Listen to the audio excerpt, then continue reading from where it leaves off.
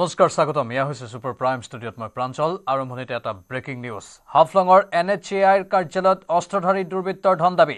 NHAIৰ কাৰ্যালয়ত প্ৰৱেশ কৰিছিল 5জনীয়া অস্ত্ৰধাৰীৰ দলে অস্ত্ৰধাৰী দুৰ্বৃত্তৰ ধন দাবীৰ পিছতে নেশ্যনেল হাইৱে অথৰিটি অফ ইণ্ডিয়াৰ কৰ্তৃপক্ষৰ এজাহাৰ বুধবাৰে সংঘটিত হৈছিল এই ধন দাবীৰ ঘটনা আৰু ঘটনা সন্দৰ্ভত ডিমা হাছাও আৰক্ষীয়ে তদন্ত আৰম্ভ কৰিছে ইয়া হাফলঙৰ NHAIৰ কাৰ্যালয়ত অস্ত্ৰধাৰী দুৰ্বৃত্তৰ ধন দাবীৰ খবৰ NHAIৰ কাৰ্যালয়ত প্ৰৱেশ কৰিছিল 5জনীয়া অস্ত্ৰধাৰীৰ দলে অস্ত্ৰধাৰী দুৰ্বৃত্তৰ ধন দাবীৰ পিছতে NHAI কৰ্তৃপক্ষই এজাহাৰ দাখিল কৰে বুধবাৰে এই ঘটনা সংঘটিত হৈছিল আৰু বৰ্তমান ডিমা হাছাও আৰক্ষীয়ে তদন্ত আৰম্ভ কৰিছে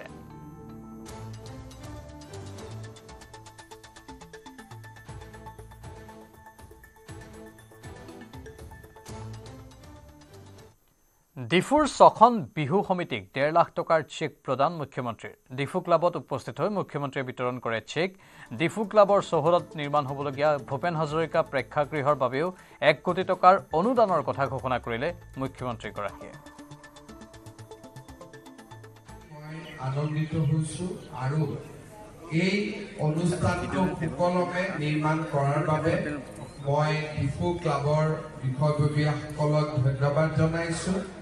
আৰু আমাৰ সকলোকে পুনৰ এবাৰ ধন্যবাদ জনাইছো বহাগ বিহুৰ বতৰ মই সকলোকে বহাগ বিহুৰ বহুত শুভেচ্ছা জনাইছো শুভকামনা জনাইছো মাধৱ বৰা ডাঙৰীয়াই মোক জনাইছে যে ইয়াতে আপোনালোকে ভূপেন হাজৰিকা মঞ্চ এখন নিৰ্মাণ কৰিব বিচাৰে সেই অনুষ্ঠানটি নিৰ্মাণৰ বাবে মই আপোনালোকক 1 কোটি টকা চৰকাৰৰ ফালৰ পৰা আগবঢ়াম যাতে সুন্দৰ কৰি মঞ্চখন নিৰ্মাণ হয় পুনৰ এবাৰ আপোনালোক সকলোকে বহাগ বিহুৰ বহুত প্ৰণাম আৰু সেৱা আগবঢ়াই আৰু মোতকৈ সৰুসকলক শুভেচ্ছা আগবঢ়াই মই মোৰ বক্তব্যৰ সামৰণি মাৰিছো ইফালে আজি ডিফুত এখন জনসভাত অংশগ্ৰহণ কৰে মুখ্যমন্ত্ৰীয়ে জনসভাত কাৰ্বি আংলং জিলাৰ 3070টা অংগনবাদী কেন্দ্ৰক অত্যাৱশ্যকীয় শিক্ষণ সামগ্ৰী বিতৰণ কৰে মুখ্যমন্ত্ৰীগৰাকীয়ে কাৰ্বি আংলঙত শৈক্ষিক পৰিৱেশ গঢ়াৰ উদ্দেশ্যে মুখ্যমন্ত্ৰীৰ এই পদক্ষেপ অহা 1 অক্টোবৰৰ ভিতৰত অংগনবাদী কৰ্মী আৰু সহায়কসকলৰ দৰমহা বৃদ্ধি কৰাৰ ঘোষণা মুখ্যমন্ত্ৰীৰ মই আপোনালোকক ক'ব খুজিছো যে অহা 1 অক্টোবৰৰ পৰা আমি আপোনালোকৰ দৰমহাও বৃদ্ধি কৰিম আৰু লগতে আপোনালোকক এটা এককালীন সাহায্যও আমি আগবঢ়াম অৰ্থাৎ এবাৰতে আপোনালোকক এটা পুঁজি আমি আগবঢ়াম যাতে ঘৰৰ কাম কাজ ল'ৰা ছোৱালী পঢ়া শুনাৰ ব্যৱস্থা ল'ব পাৰে আৰু লগতে 1 অক্টোবৰৰ পৰা আপোনালোকৰ দৰমহাও আমি যিমানখিনি পাৰো সিমানখিনি আমি বৃদ্ধি কৰিম যাতে আমাৰ অংগনবাদী কৰ্মী আৰু সহায়িকাসকলৰ পৰা অলপ হ'লেও তেওঁলোকৰ মনৰ দুখ আমি যাতে কমাব পাৰো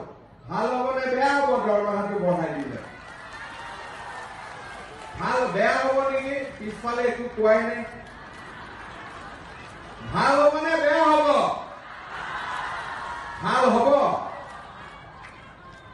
তাৰ পিছত আৰু আন্দোলন কৰিব নালাগিব হা ঠিক হ'ব নহয় হ'বনে নাই কোনে দিছপুৰত গৈছিল আন্দোলন কৰিবৰ কাৰণে হাত দাঙকচোন পঞ্চায়ত নিৰ্বাচনৰ পাছতে কাৰ্বি আংলঙৰ প্ৰতিটো আত্মসহায়ক গোটক 10,000 টকাকৈ প্ৰদান কৰা হ'ব ডিফুত এই ঘোষণা কৰিছে মুখ্যমন্ত্ৰীয়ে ডিচেম্বৰ মাহৰ ভিতৰত সম্পূৰ্ণ হ'ব ডিফুৰ উৰণ সেতুৰ কাম জানুৱাৰীত ৰাইজৰ বাবে ডিফুত মুকলি কৰা হ'ব কেঞ্চাৰ হস্পিটেল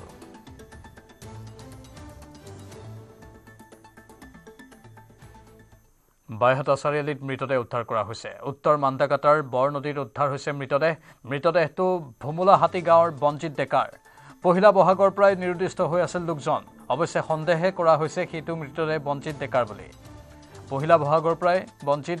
নিৰুদ্দেশ হৈ আছে বঞ্জিত ডেকাৰ মৃত্যুক লৈ ৰহস্যৰ সৃষ্টি হৈছে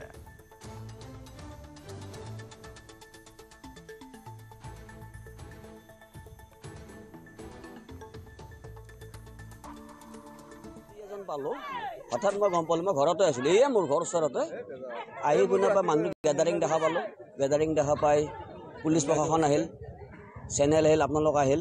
আহি তাৰমানে আমি ওচৰৰ ডেকা ল'ৰাখিনি লগ লাগি ডেড বডিটো পুলিচৰ গাড়ীত উঠোৱা হ'ল চিনাক্ত হৈছে নেকি এনে মই অনুমান গম পোৱা মতে গাৰ্জেন আহিছে বেজাৰা ওচৰৰ ভোংলাহাটে বুলি কয় তেনেকৈ শুনা পাইছোঁ আৰু বিশেষ ডেড বডিটো মই মুখখন চিনাকি হ'ব নাপালোঁ এইখিনি উত্তৰ মান্দাকাটা পঞ্চায়তৰ ওচৰতে আৰু ঔতলো চক পুলিচে লৈ গ'ল বননদী উত্তৰ মান্দাকাটা এইখিনি পৰে ডেড বডি এটা পোৱা গৈছে তাৰ লগতে খবৰ অনুযায়ী পুলিচ প্ৰশাসন আহি ডেড বডিটো উঠাই লৈ গৈছে ইয়াৰ পৰা এইটো বেজাৰা ভোংলাহাটী বুলি অলপ গম পাইছোঁ গাৰ্জেন চিনাক্ত কৰিছে গাৰ্জেন আহিছে আহি গাৰ্জেনে তাৰ লগত লৈ গুচি গৈছে ন্যায়পালিকাৰ ওপৰত মানুহৰ আস্থা হেৰুৱাক লৈ উদ্বেগ প্ৰকাশ উপৰাষ্ট্ৰপতি জগদীপ ধনখড়ৰ দিল্লী উচ্চ ন্যায়ালয়ৰ ন্যায়াধীশ যশৱন্ত বৰ্মাৰ ঘৰত বুজন পৰিমাণৰ জ্বলি যোৱা টকা উদ্ধাৰ হোৱা ঘটনাক লৈ উদ্বেগ প্ৰকাশ কৰে উপৰাষ্ট্ৰপতি জগদীপ ধনখড়ে এই ঘটনাই জনতাৰ মনত গভীৰ আঘাত দিয়া বুলি উল্লেখ কৰে উপৰাষ্ট্ৰপতিগৰাকীয়ে যাৰ বাবে জনতাৰ বিশ্বাস ক'ৰবাত কমি যোৱা বুলি মন্তব্য কৰে লগতে সময়ৰ সোঁতত এই ঘটনাৰ তদন্ত নাইকিয়া হৈ যাব নেকি বুলিও প্ৰশ্ন উত্থাপন কৰে Jagdeep ধনখড়ে Let me take incidents that are most recent. They are dominating our minds. An event happened on the night of 14th and 15th of March in New Delhi at the residence of a judge for 7 days. No one knew about it. We have to ask questions to ourselves. Is the delay explainable? Condonable? Does it not raise certain fundamental questions in any ordinary situation? And ordinary situations define rule of law. Things would have been different. It was only on 21st March, disclosure by a newspaper, that people of the country were shocked as never before. They were in some kind of limbo, deeply concerned and worried at this explosive, alarming expose. Thereafter, fortunately, in public domain, we had input from authoritative source, the Supreme Court of India, and the input indicated culpability. Input did not lead to doubt that something was amiss, something required to be investigated. Now the nation waits with bated breath. The nation is resting because one of our institutions to which people have looked up always with highest respect and deference was put in the dock. It is now over a month. Even if it is can of worms, even if there are skeletons in the cupboard, time to blow up the can. Time for its lid to go out. And time for the cupboard to collapse. Let the worms and skeletons be in public domain so that cleansing takes place.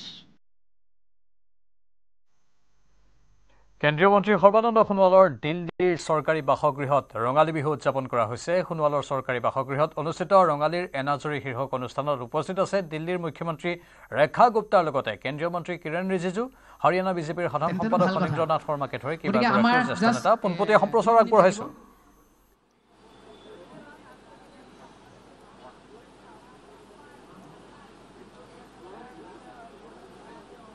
Hello.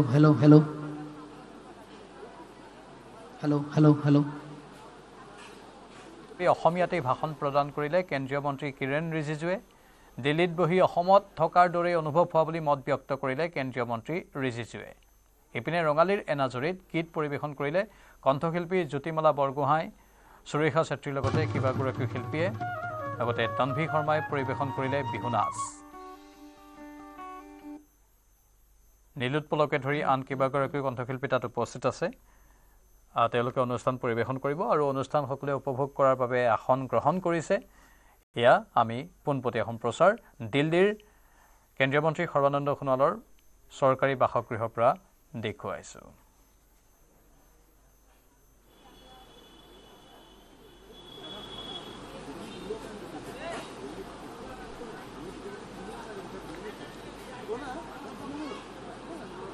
প্ৰত্যেক বছৰে কেন্দ্ৰীয় মন্ত্ৰী সৰ্বানন্দ সোণোৱালে দিল্লীৰ এই চৰকাৰী বাসগৃহৰ চৌহদতেই এনেধৰণৰ কাৰ্যসূচীৰ আয়োজন কৰে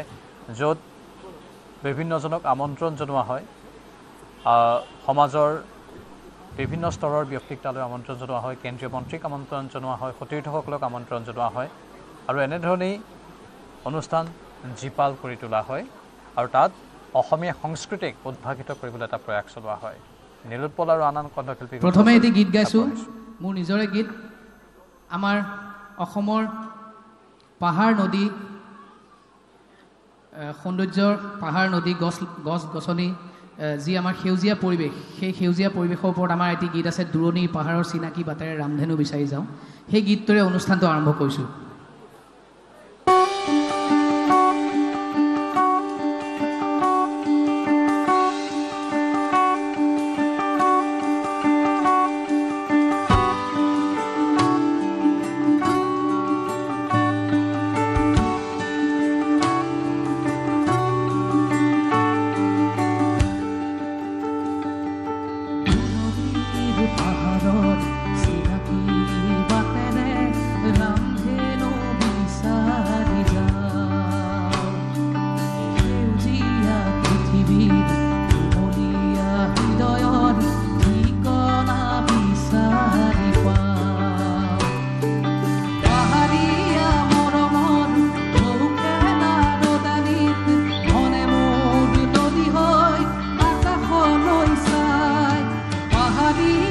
Bota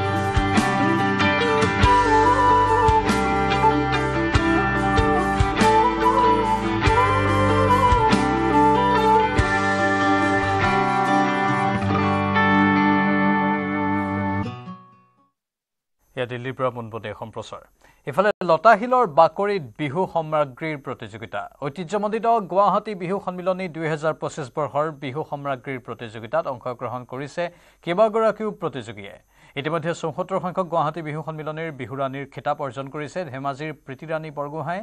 দুলীয়াজনৰ দীক্ষা গগৈ লাভ কৰিছে ৭৪ সংখ্যক গুৱাহাটী বিহু সন্মিলনীৰ বিহুকৰীৰ খিতাপ আৰু বৰ্তমান সামগ্ৰীৰ প্ৰতিযোগিতা নাম আৰু নম্বৰ এটা আছে পোনপটীয়া সম্প্ৰচাৰ গতিকে কোন গৰাকী প্ৰতিযোগী কি নম্বৰত আহিব লিজামণি তেখেতৰ নম্বৰ হৈছে ক্ৰমিক নম্বৰ 4 লিজামণিয়ে নাচ পৰিবেশন কৰিব 4 নম্বৰত আপুনি পম্পি এতিয়াটো ধৰিব পৰা নাই এক নে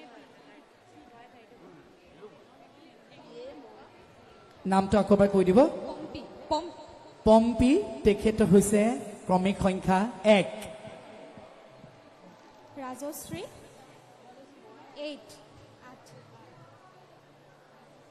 ৰাজশ্ৰী নাথ 8 নম্বৰ কৃষ্ণশ্ৰী 2 কৃষ্ণশ্ৰী 2 সংগীতা 7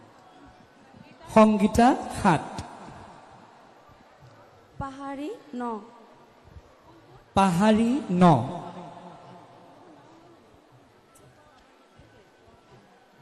দিব্যাশ্ৰী 3 দিব্যাশ্ৰী 3 নিমিষা 6 নিমিষা 6 ধন্যবাদ জনাইছো সকলোকে বৰখা এবাৰ পঢ়ি দে মই ক্ৰমান্বয়ে কৈ দিছো 1 নম্বৰত নাচ পৰিবেশন কৰিব পম্পি নাথে 2 নম্বৰত কৃষ্ণশ্ৰী বুঢ়াগোহাঁই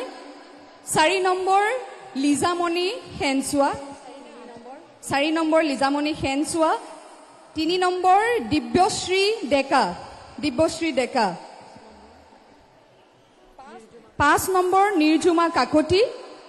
6 নিমিষা দিহিঙীয়া 7 নম্বৰত সংগীতা ৰাভা 8 নম্বৰত ৰাজশ্ৰী নাথ আৰু 9 নম্বৰত পাহাৰী বুঢ়াগোহাঁই প্ৰতিগৰাকী প্ৰতিযোগীলৈ শুভেচ্ছা থাকিলে মই এতিয়া মঞ্চৰ পৰা অকণমান আঁতৰি দিবলৈ অনুৰোধ জনালো ধন্যবাদ জনাইছো শুভেচ্ছা জনাইছো প্ৰতিগৰাকী প্ৰতিযোগীলৈ লগতে প্ৰতিগৰাকীকে সাজু হ'বলৈ অনুৰোধ জনালো উদয়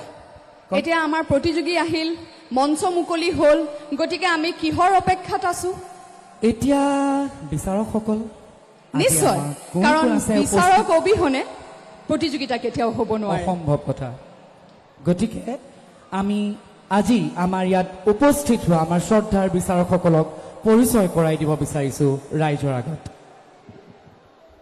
2025 বিহু সম্ৰাজ্ঞী প্ৰতিযোগিতাত বিচাৰকৰ আসন শুৱনি কৰিবলৈ আমি আমন্ত্ৰণ জনাই আনিছো 3 গৰাকী শিল্পী 3 গৰাকী এনে ব্যক্তিক যিয়ে হয়তো গোটেই জীৱন সাধনা কৰিছে লোক সংস্কৃতিৰ এবাৰ বিচাৰকৰ আসনত বহিব ডক্টৰ দীপেন দাসদেৱ তেখেত অধ্যাপক বিহু কৃষ্টি সাধক তথা গৱেষণা আৰু গ্ৰন্থ প্ৰকাশক তেখেতে মুকলি বিহু হুঁচৰি আৰু সাত বিহুৰ লগতে বিহু নাচৰ মৌলিক বিচাৰৰ ওপৰত বহুকেইখন গ্ৰন্থ এতিয়ালৈকে মুকলি কৰিছে তেখেতক আমি স্বাগতম জনাইছো তাৰ পাছতে বৰষা আৰু এগৰাকী বিচাৰক আমাৰ মাজত আছে বিহু সম্ৰাজ্ঞী মোৰ মৰমৰ অতিকে মৰমৰ শ্ৰীযুতা ৰেখামণি কোচ বাইদেউ লতাশিলৰ পৰা পোনপটীয়া সম্প্ৰচাৰ লগতে আমি আকৌ দিল্লীৰ পৰা পোনপটীয়া সম্প্ৰচাৰ আগবঢ়াম সৰ্বানন্দ সোণোৱালৰ বাসগৃহৰ চৌহদত এয়া এনাজৰী শীৰ্ষক ৰঙালী বিহুৰ অনুষ্ঠান